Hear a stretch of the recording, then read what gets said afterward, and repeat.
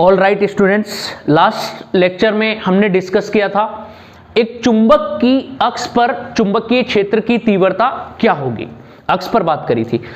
आज की इस क्लास में हम डिस्कस करेंगे एक छड़ चुंबक के निरक्ष पर r दूरी पर स्थित बिंदु P पर चुंबकीय क्षेत्र की तीव्रता। तो यहां पे हम डिस्कस करेंगे तो देखेंगे कि चुंबकीय क्षेत्र की तीव्रता क्या होती है, उसकी दिशा क्या होगी, सदिश रूप लिखेंगे, किस तरीके से लिखेंगे, तो उन सब टॉपिक को डिस्कस करेंगे। अगर आपने लास्ट लेक्चर नहीं देखा है तो आप जाइए यहाँ पे प्लेलिस्ट में जाके इस पूरे चैप्टर को देखिए, 1 बाय 1 सारे लेक्चर देखिए।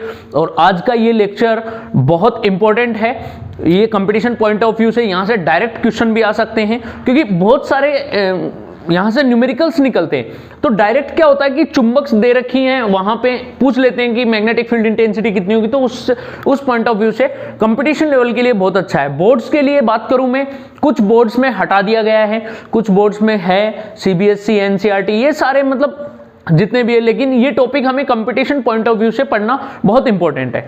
तो चलिए स्टार्ट करते हैं। देखो एक चुंबक लेते हैं, छड़ चुंबक, और छड़ चुंबक की निरक्ष पर चुंबकीय क्षेत्र की तीव्रता क्या होगी उस पर बात करते हैं। छड़ चुंबक के निरक्ष पर चुंबकीय क्षेत्र की तीव्रता। अब इसमें हम दिशा को भी कंसीडर करेंगे कि दिशा जब हम बता पाएंगे कि चुंबकीय क्षेत्र की दिशा किधर होगी तो उसके आधार पर हम परिणामी चुंबकीय क्षेत्र फाइंड आउट कर पाएंगे। जैसे मान लेते हैं हमारे पास एक छड़ चुंबक है, इस तरीके से हम एक मैग्नेट लेते हैं। छड़ चुंबक में हमारे पास दो ध्रुव होते हैं, ये वाला ध्रुव मान लेते हैं नॉर्थ पोल है और ये वाला ध्रुव है साउथ पोल, उत्तरी ध्रुव है, दक्षिण ध्रुव है। और चुंबक के उत्तरी ध्रुव तथा दक्षिण ध्रुव दोनों को मिलाने वाली जो रेखा होगी वो होगी इसकी x तथा चुंबक की अक्ष के मध्य की दूरी, लंबाई, ये इसकी कितनी मानते हैं हम 2l। ये चीज मैंने आपको डिस्कस करी है कि 2l इसलिए लेते हैं ताकि हमें इस डेरिवेशन को कंप्लीट करने में इजीनेस आ जाए, कि आराम से हम इसको डिस्कस कर सके। नॉर्थ पोल और साउथ पोल में ये चुंबक का जो मिडिल पॉइंट है, मिड पॉइंट, वो मान लेते हैं O, और इसकी निरक्ष बोलते हैं तो इक्वेटोरियल कंडीशन, लंबवत स्थिति मान लेते हैं। इसके केंद्र O से R दूरी पर स्थित एक बिंदु P है, R दूरी पर एक बिंदु P लेते हैं, ऊपर की ओर निरक्षीय स्थिति पर ये वाला बिंदु P है। इस बिंदु P पर R दूरी पर हमें क्या निकालनी है, चुंबकीय क्षेत्र की तीव्रता। चुंबकीय क्षेत्र की तीव्रता इसलिए निकालेंगे क्योंकि जब एक छड़ चुंबक को हम रखते हैं तो उस छड़ चुंबक के कारण छड़ चुंबक के चारों तरफ एक चुंबकीय क्षेत्र बनता है, और उस चुंबकीय क्षेत्र के प्रत्येक बिंदु पर हम चुंबकीय क्षेत्र की तीव्रता फाइंड आउट कर सकते हैं। तो यहां पर बिंदु P पर चुंबकीय क्षेत्र की तीव्रता दो ध्रुवों के कारण होगी। क्यों? क्योंकि यहाँ पे एक नॉर्थ पोल है तो नॉर्थ पोल की ध्रुव प्रबलता होती है +m, और ये साउथ पोल होगा, इसकी ध्रुव प्रबलता होती है -m। तो उत्तरी ध्रुव के कारण बिंदु P पर चुंबकीय क्षेत्र होगा वो बाहर की तरफ होगा। देखो उत्तरी ध्रुव के कारण अगर बिंदु P पर चुंबकीय क्षेत्र निकालें तो चुंबकीय क्षेत्र की दिशा होगी इस साइड, क्योंकि ये उत्तरी ध्रुव के कारण हमेशा बाहर की तरफ होती है और दक्षिण ध्रुव के कारण अंदर की तरफ होगी, और दक्षिण ध्रुव को बिंदु P से मिलाने वाली रेखा होगी ये वाली। तो इस पर जो चुंबकीय क्षेत्र की तीव्रता होगी वो किधर होगी, अंदर की तरफ, जिसको लिखेंगे BS वेक्टर। और उत्तरी ध्रुव के कारण जो चुंबकीय क्षेत्र बनेगा उसके लिखेंगे हम BN वेक्टर। ये है चुंबकीय क्षेत्र नॉर्थ पोल के कारण, और ये वाला जो चुंबकीय क्षेत्र है वो कौन से पोल के कारण होगा, साउथ पोल के कारण। तो इस तरीके से हमने इनकी दिशा दे दी, उत्तरी ध्रुव के कारण बाहर की तरफ और दक्षिण ध्रुव के कारण अंदर की तरफ, क्योंकि ये आकर्षण का गुण को व्यक्त करता है, और ये जो नॉर्थ पोल होगा ये क्या करता है, प्रतिकर्षण, मतलब बाहर की तरफ ही रखता है। जैसे हम बिंदु धनावेश और बिंदु ऋणावेश की बात करते हैं तो बिंदु धनावेश हम लिखते हैं +q से, और बिंदु धनावेश के कारण विद्युत क्षेत्र होते हैं वो किधर होते हैं, बाहर की तरफ। विद्युत बल रेखाएं इस तरीके से निकलती हैं। जबकि बिंदु ऋणावेश ले -q आवेश, तो -q आवेश के कारण जो विद्युत क्षेत्र होगा वो किधर होता है, अंदर की तरफ होता है। इस तरीके से विद्युत बल रेखाएं होती हैं। तो वैसे ही सिमिलर +q आवेश है तो +q यहां पे बात करें तो नॉर्थ पोल की ध्रुव प्रबलता प्लस होती है, इसलिए इसके कारण जो चुंबकीय क्षेत्र की तीव्रता होती है वो बाहर की तरफ होती है। जबकि उत्तरी ध्रुव में -m इसकी ध्रुव प्रबलता होगी, इसके कारण इस पर जो चुंबकीय क्षेत्र की तीव्रता है वो अंदर की तरफ होगी। अब हम बात करते हैं परिमाण। इन दोनों की दिशा तो हमने देख ली कि BS इस साइड होगा और BS नीचे की तरफ होगा और BN ऊपर की तरफ होगा। अब इनके परिमाण पे बात करें तो जब इस नॉर्थ पोल और साउथ के पोल के बीच की लंबाई है 2l, तो इसके सेंटर की लंबाई यहां से यहां तक की कितनी हो जाएगी l, और ये लंबाई होगी वो भी कितनी होगी l होगी। ये दूरी है l और ये दूरी है r, तो ये एक समकोण त्रिभुज बन रहा है। और समकोण त्रिभुज में हमें देखो ये नीचे वाला आधार मान लेते हैं, ये लंब मान लेते हैं, तो हमें कर्ण निकालना है। तो ये नॉर्थ पोल से इस बिंदु की दूरी, क्योंकि चुंबकीय क्षेत्र में क्या होता है कि चुंबकीय क्षेत्र की तीव्रता निकालते हैं तो उस पर्टिकुलर ध्रुव से हमें उस बिंदु की दूरी चाहिए। तो इस ध्रुव से इस बिंदु की दूरी कितनी होगी वो इस समकोण त्रिभुज में निकालेंगे। तो कर्ण की वैल्यू क्या होगी, अंडर रूट ऑफ आधार स्क्वायर प्लस लंब स्क्वायर, तो ये हो जाएगा आर स्क्वायर प्लस में एल स्क्वायर। क्लियर।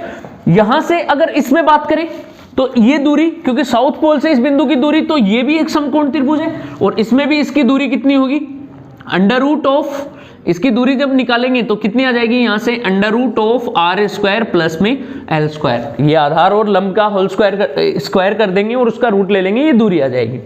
अब हम निकालते हैं दोनों के कारण चुंबकीय क्षेत्र की तीव्रता। तो सबसे पहले निकालते हैं एन ध्रुव के कारण चुंबकीय क्षेत्र, एन ध्रुव के कारण चुंबकीय क्षेत्र। उत्तरी ध्रुव के कारण चुंबकीय क्षेत्र ज्ञात करेंगे तो कितना होगा, तो देखो उत्तरी ध्रुव के कारण किससे लिखते हैं हम, बी एन से। तो बी एन बराबर होगा, फॉर्मूला होता है म्यू नॉट अपॉन में 4 पाई इंटू में ध्रुव प्रबलता m अपॉन में दोनों ध्रुव से बिंदु की दूरी का वर्ग, तो under root of are square plus में एल स्क्वायर का स्क्वायर आ जाएगा। क्लियर है, mu nought upon 4 pi m upon R square, दूरी का स्क्वायर, तो दूरी ये है, दूरी का स्क्वायर हो गया। अब दिशा देखें तो दिशा किधर से किधर है, n से p की तरफ या फिर p से n की तरफ, तो हमें साफ साफ पता चल रहा है बाहर की तरफ है, तो इसको लिख देंगे np वेक्टर के अनुदिश, इसकी दिशा हो जाएगी np वेक्टर के अनुदिश बाहर की तरफ। क्लियर, यहां से ये होगी उत्तरी ध्रुव के कारण चुंबकीय क्षेत्र। इसी प्रकार हम बात करें साउथ पोल के कारण, तो एस ध्रुव के कारण चुंबकीय क्षेत्र पे बात करें, एस ध्रुव के कारण चुंबकीय क्षेत्र, तो इस पे बात करें कितना होगा, bs, तो bs बराबर होगा म्यू नोट अपॉन में 4 पाई इंटू में m अपॉन में, अब देखो दूरी, दूरी कितनी है, under root of are square plus में एल स्क्वायर, तो इस दूरी का वर्ग ले लेंगे, अंडर root of are square plus में एल स्क्वायर का स्क्वायर, ये हो गया परिमाण। दिशा देखें तो दिशा अब s से p की तरफ नहीं है, यहां पे दिशा क्या होगी, p से s की तरफ, तो इसको हम क्या लिखेंगे, ps वेक्टर के अनुदिश, इसकी दिशा हो जाएगी ps वेक्टर के अनुदिश। तो इस प्रकार से हमने दोनों चुंबकीय क्षेत्र की तीव्रता का परिमाण यहां से फाइंड आउट कर लिया है। अब हम बात करेंगे बिंदु P पर परिणामी तीव्रता क्या होगी, तो बिंदु P पर परिणामी तीव्रता ज्ञात करने के लिए हमें क्या करना पड़ेगा, इनको घटकों में तोड़ना पड़ेगा। क्यों, रीजन ये है क्योंकि बिंदु P पर देखो चुंबकीय क्षेत्र की कितनी दिशाएं हो गई, 2 दिशाएं, जबकि हमें पता है कि चुंबकीय क्षेत्र की तीव्रता है वो सदिश राशि होती है, और सदिश राशि होने के कारण इसकी केवल और केवल एक ही दिशा होगी। तो एक दिशा निकालने के लिए इन दोनों को हम क्या करेंगे, घटकों के रूप में तोड़ेंगे। तो घटक तोड़ने के लिए यहां से हमें क्या करना होगा, यहां से 2 घटक तोड़ेंगे, एक क्षैतिज घटक और एक ऊर्ध्वाधर घटक। तो मान लेते हैं ये देखो एक त्रिभुज बन रहा है, इस त्रिभुज में ये वाला 2 भुजाएं बराबर हैं। जब एक त्रिभुज की 2 भुजाएं बराबर हों तो वो समद्विबाहु त्रिभुज बनेगा, और समद्विबाहु त्रिभुज के संगत कोण भी क्या होते हैं, बराबर होते हैं। इसलिए ये वाला कोण अगर हम थीटा माने तो ये वाला कोण भी कितना हो जाएगा, थीटा। ये दोनों कोण बराबर होंगे, ये दोनों कोण बराबर होने से जब ये कोण थीटा है तो ये वाला कोण भी कितना होगा, थीटा। कौन सा कोण, संगत कोण। क्यों, क्योंकि जब हम 2 समांतर रेखाओं को एक तिर्यक रेखा से काटे तो ये वाला कोण और ये वाला कोण दोनों संगत कोण होते हैं, आपस में बराबर। तो देखो ये समांतर रेखा, ये समांतर रेखा, ये 2 समांतर रेखाएं हैं, इस तरीके से इनको एक तिर्यक रेखा काट रही है, तो ये वाला कोण इस वाले कोण के बराबर होगा, संगत कोण। क्लियर। अब यहां पर ये वाला कोण भी थीटा है तो ये वाला कोण भी कितना होगा, थीटा होगा। क्यों, एकांतर कोण। जब 2 समांतर रेखाओं को एक तिर्यक रेखा काटे तो इनके एकांतर कोण भी आपस में, ये दोनों एकांतर कोण होंगे और आपस में क्या होंगे, बराबर होंगे। तो ये कोण थीटा होगा तो ये भी कितना होगा, थीटा। तो इस तरीके से हम दोनों का एंगल ले लेते हैं। अब इनके घटकों के रूप में तोड़ लेते हैं। घटकों के रूप में तोड़ेंगे तो देखो इनके घटक तोड़ते हैं, तो यहां से जिसके साथ पहले हम bn का घटक तोड़ेंगे, तो जिसके साथ कोण बनता है वो घटक होगा कोस घटक, और जो लंबवत घटक होता है वो हमेशा क्या होता है, साइन घटक होता है। ये वेक्टर में हम फाइंड आउट करते हैं, इसको वेक्टर में हम देखते हैं। जब हम सदिश पढ़ते हैं तो घटक तोड़ना वहां पे सीखते हैं। तो जिसके साथ कोण बनाए वो घटक होगा, तो bn का इधर वाला घटक कौन सा हो जाएगा, bn cos थीटा, ये हो गया। अब ऊपर की ओर घटक होगा तो ये वाला घटक कौन सा होगा, bn sin थीटा, क्योंकि ये लंबवत घटक होता है, और ये bn यहां से कैंसिल आउट हो जाएगा, क्योंकि इस चुंबकीय क्षेत्र की तीव्रता को हमने घटकों के रूप में तोड़ लिया। क्लियर। अब हम बात करेंगे bs की, तो bs को भी घटकों के रूप में तोड़े तो इसके साथ कोण बन रहा है, तो इधर जो चुंबकीय क्षेत्र का परिमाण आएगा तो ये कितना आ जाएगा, bs cos थीटा, और लंबवत घटक होगा वो नीचे की ओर टूटेगा, नीचे की ओर कितना हो जाएगा, bs sin थीटा। ये इस तरीके से बन जाएगा, तो bs भी कैंसिल हो जाएगा। अब देखो यहां से हमने घटकों के रूप में तोड़ लिया, क्षैतिज दिशा में दो घटक आ रहे हैं, एक तो bn cos थीटा और दूसरा आ रहा है bs cos थीटा, जबकि ऊर्ध्व दिशा में ऊपर की ओर आ रहा है bn sin थीटा और नीचे की आ रहा है bs sin थीटा। अब इन दोनों का परिणामी निकालेंगे, तो परिणामी निकालने के लिए हमने यहां पे परिमाण निकाला है, bn तथा bs दोनों का परिमाण क्या है, समान, तो bn बराबर है bs, ये दोनों परिमाण में बराबर होने के कारण, bn तथा bs दोनों परिमाण में बराबर होने के कारण इनके bn sin थीटा और bs sin थीटा दोनों ऊर्ध्व घटक परिमाण में समान होंगे, परंतु दिशा में विपरीत होने के कारण, एक दूसरे के विपरीत होने के कारण आपस में क्या हो जाते हैं, कैंसिल आउट हो जाते हैं। तो यहां पर क्या लिखेंगे, चुंबकीय क्षेत्र के ऊर्ध्व घटक परिमाण में समान व दिशा में विपरीत हैं, परिमाण में समान व दिशा में विपरीत होने के कारण ये परस्पर क्या हो जाते हैं, विपरीत होने के कारण निरस्त हो जाते हैं। ये इनको हम कर देंगे निरस्त। क्लियर है, निरस्त हो जाते हैं। अतः बिंदु P पर परिणामी तीव्रता केवल कौन से घटक के कारण होगी, क्षैतिज घटक के कारण, क्योंकि जो ऊर्ध्व घटक है वो परिमाण में समान और दिशा में विपरीत होंगे, इसके कारण ये दोनों तो आपस में क्या हो जाते हैं, कैंसिल आउट। तो बिंदु P पर, अतः बिंदु P पर परिणामी तीव्रता, अतः बिंदु P पर परिणामी चुंबकीय क्षेत्र की तीव्रता, परिणामी चुंबकीय क्षेत्र की तीव्रता तो कितनी होगी, कौन से घटक के कारण होगी, क्षैतिज घटकों के कारण। अब ध्यान दो, इन दोनों क्षैतिज घटक के मध्य कोण कितना है, 0 डिग्री। ये भी इधर है bn cos थीटा और bs cos थीटा भी इसी दिशा में। जब दोनों समान दिशा में और दोनों सदिशों के मध्य कोण थीटा का मान 0 डिग्री है, तो दोनों परस्पर क्या हो जाएंगे, जुड़ जाएंगे सदिश संयोजन के नियम से। अतः थीटा की वैल्यू है 0 डिग्री, तो bp बराबर कितना होगा, bp बराबर होगा bn cos थीटा प्लस में bs cos थीटा। दोनों यहां से क्या हो जाएंगे, जुड़ जाएंगे, क्योंकि दोनों के कोस घटक हैं वो समान दिशा में है, इसके कारण इनके जो परिणामी तीव्रता होगी वो भी इसी दिशा में होगी, bp वेक्टर, क्षैतिज घटकों की दिशा में। तो दोनों आपस में जुड़ जाएंगे। अब हमने यहां से देखा था कि bn का मान bs के बराबर है, तो या तो आप bn को bs लिखो या फिर bs को bn लिखो, दोनों को एक लिख सकते हैं। तो इसकी जगह bn लिखेंगे तो bp बराबर कितना होगा, तो बिंदु P पर परिणामी तीव्रता बराबर होगी bn cos थीटा प्लस में bn cos थीटा। ये बिल्कुल विद्युत द्विध्रुव की तरह डेरिवेशन है। जब हम बात करते हैं विद्युत द्विध्रुव की निरक्षीय स्थिति पर विद्युत क्षेत्र की तीव्रता, और यहां पे हम बात कर रहे हैं चुंबक के, छड़ चुंबक के निरक्ष पर स्थित बिंदु P पर परिणामी चुंबकीय क्षेत्र सेम। तो ये दोनों जुड़कर कितने हो गए, bn cos theta plus bn cos theta, 2bn cos theta. तो bp बराबर होगा 2bn cos थीटा।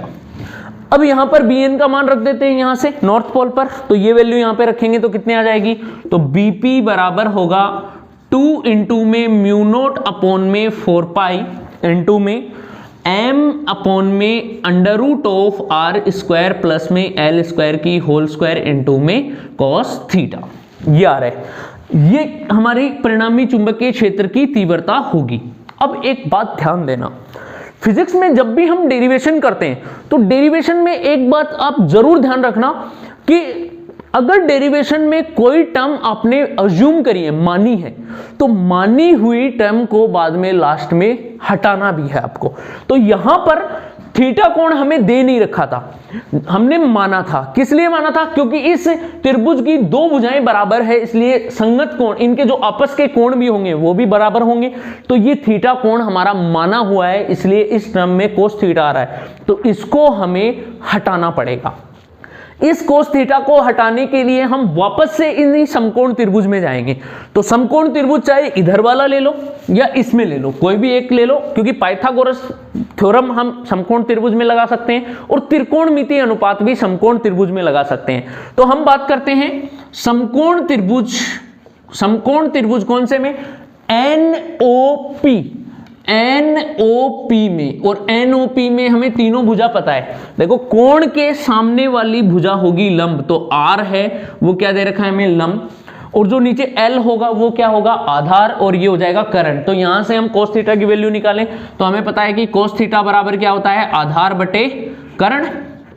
आधार की वैल्यू कितनी है? आधार की वैल्यू है L और कर्ण की वैल्यू ये रही, क्योंकि ये समकोण त्रिभुज है, ये लंब, ये आधार और ये कर्ण। तो L अपॉन में अंडर रूट ऑफ, तो cos थीटा बराबर होगा L अपॉन में under root of R square plus में L स्क्वायर, ये आ जाएगी।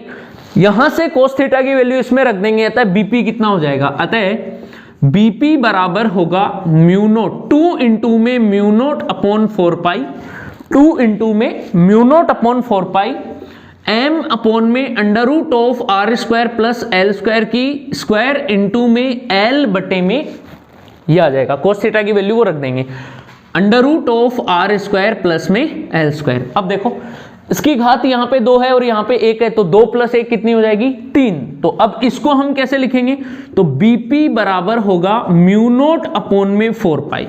ठीक है, इस 2 को हम इस L के साथ में एडजस्ट कर दे तो ये कितना हो जाएगा? 2L। तो इसको ऐसे लिख दे m इंटू में 2L, और m इंटू 2L क्या बन जाता है?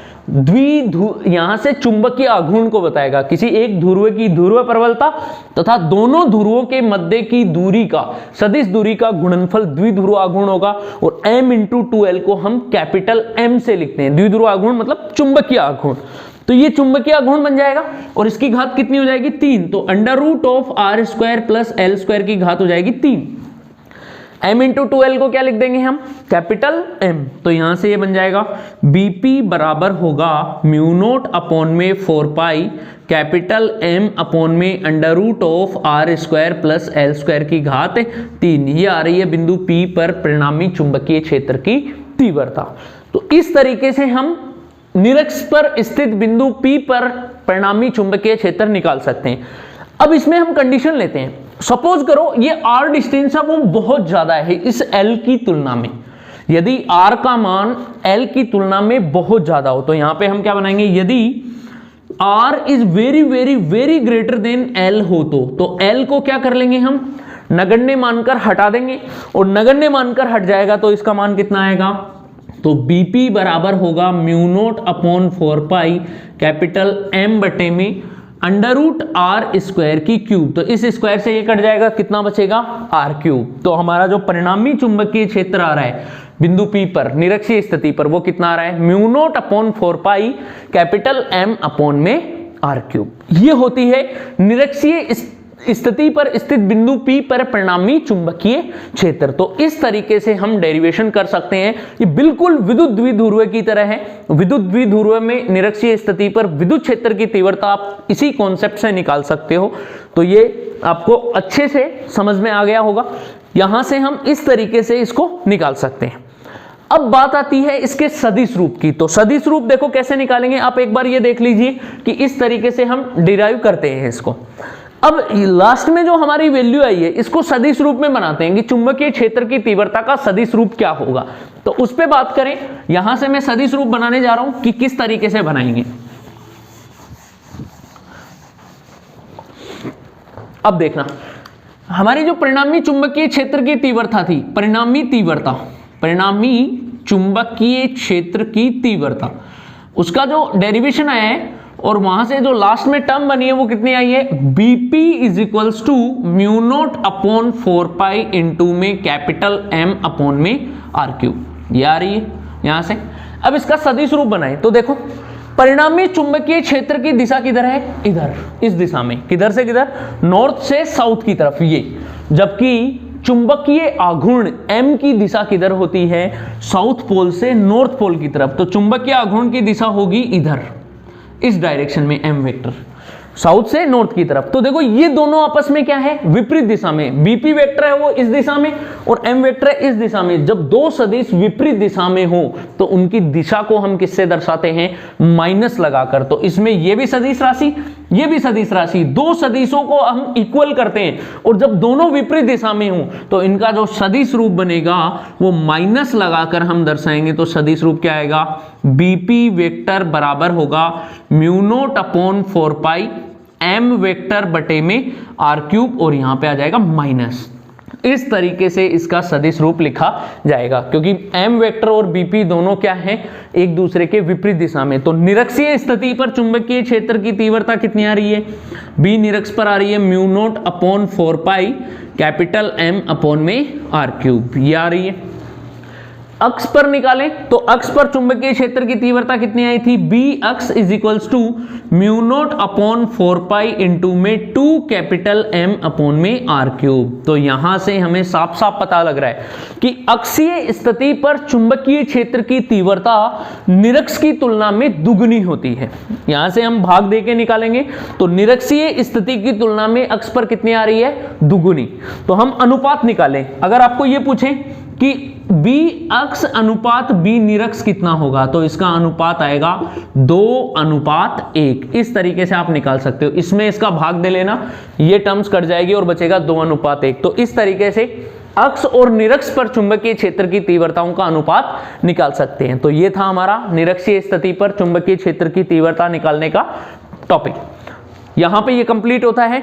अब जो नेक्स्ट लेक्चर आएगा, तो नेक्स्ट लेक्चर में हम बात करेंगे भूचुंबकत्व के बारे में बात करेंगे। भूचुंबकत्व के बाद में हम बात करें, जैसे इस छड़ चुंबक के टॉपिक्स लेंगे तो उनमें बात करें तो एक छड़ चुंबक के अक्षीय स्थिति और निरक्ष पर चुंबकीय क्षेत्र की तीव्रता हमने डिस्कस कर ली। इससे जो नेक्स्ट लेक्चर आएगा उसमें हम बात करेंगे कि एक छड़ चुंबक को समरूप चुंबकीय क्षेत्र में रख दिया जाए, मतलब एक बाह्य चुंबकीय क्षेत्र अप्लाई कर दें और उसके अंदर रख दे, तो उस चुंबक पर लगने वाला चुंबकीय बल क्या होगा। चुंबक को यदि समरूप चुंबकीय क्षेत्र में रख दें, एक समान चुंबकीय क्षेत्र में, तो वो थीटा कोण से घुमाने में उसमें बलाघूर्ण कितना आएगा, थीटा कोण से घुमाने में छड़ चुंबक पर किया गया कार्य कितना होगा और कार्य के बाद में इसकी स्थितिज ऊर्जा किस प्रकार से होगी। इस तरीके से इन टॉपिक्स को हम डिस्कस करेंगे और ये विद्युत द्विध्रुवक के सिमिलर होता है। तो यहाँ से आज के लेक्चर में हम इतना ही करते हैं। आप चैनल को सब्सक्राइब करना बिल्कुल मत भूलिएगा और अपने साथ बने रहिए, ऐसे ही लेक्चर आपको रोज मिलते रहेंगे। Thank you.